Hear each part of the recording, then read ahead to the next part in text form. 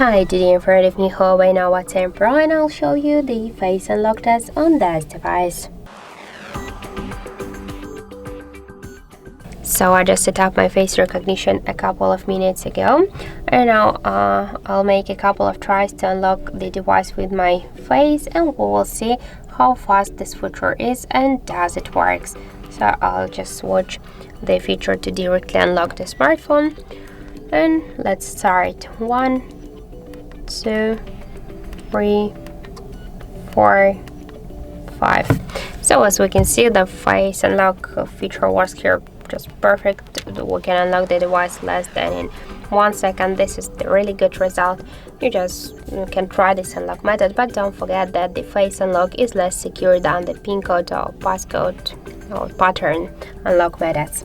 So that's it. Thank you for watching, and if you find this video helpful, don't forget to leave a like, comment and to subscribe our channel.